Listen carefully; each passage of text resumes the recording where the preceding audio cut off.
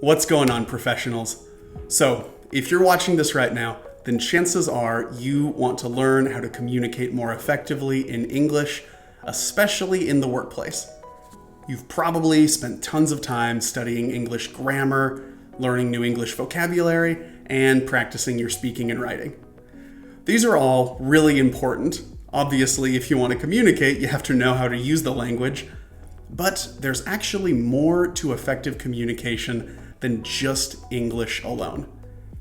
If you want to truly communicate effectively and understand other English speakers, then it's really important to know about the business and work culture of the people that you're talking to. As someone who has lived and worked in both America and Korea, I can tell you that these cultures are very, very different, and understanding that will definitely help your communication.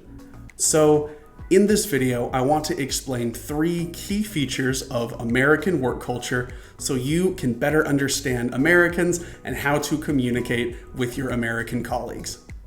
First, Americans are generally pretty direct with their communication.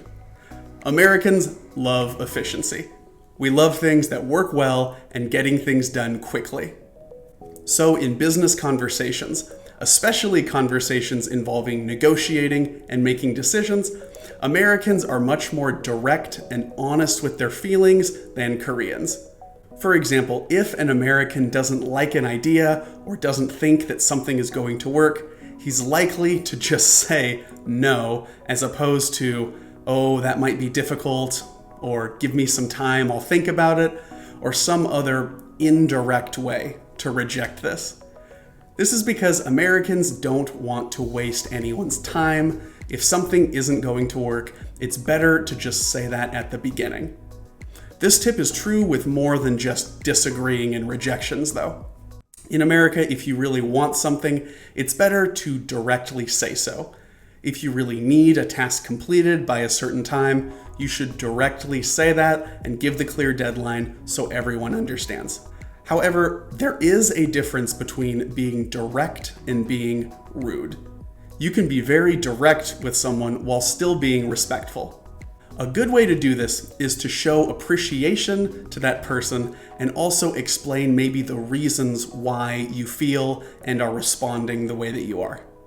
For example, "That's a good idea, but I don't think that will work because," and then give your reasons. Or, "This report really needs to be finished by Friday because," reasons, "thanks."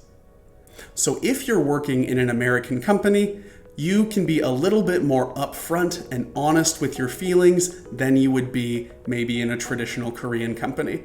As long as you're not being rude, people will respect you for being honest and not wasting their time. The second point is that American companies are not very hierarchical. If you've ever worked in a more traditional Korean company, I'm sure you realize that the culture there is pretty hierarchical. You probably spoke very differently to your boss than you did to your colleagues who are at an equal level to you. In America, people treat each other more or less the same regardless of their positions. Employees often refer to their bosses on a first-name basis, and the overall attitude is more friendly and equal. Being excessively formal with your language and treating your bosses or older colleagues like they're above you might be seen as odd and unnatural. And just like with the last tip, obviously there is a difference between being casual and friendly and being disrespectful. It's still very important to be respectful in American companies, but people are generally more casual once they know each other and are friendly. In fact, being more casual and friendly with your colleagues can actually be seen as a sign of respect because in American culture it shows that you like them and are comfortable being around them. Last, in America, your company is not your family. Americans love independence, freedom, and having control over their own lives. In Korea, your team, your company, your department, they can sometimes seem like a second family, and you might be expected to spend a lot of time with them outside of work, attending team dinners, getting drinks, and going to weekend workshops. Americans work hard and value their jobs and coworkers, but generally see work as just work. Team dinners and outside of work social activities are pretty rare. When they do happen, they're almost always optional. Americans rarely see their colleagues outside of work unless they have a genuine friendship, and usually try to restrict their work time to their actual work hours as much as possible. If you're a pretty independent person who really likes having your own life and doing your own work, then going home, you'll likely really enjoy the work culture in America. However, if you really value being part of a team and creating very strong bonds with your colleagues, American work culture might be a bit of an adjustment for you. All right, that's all for this video.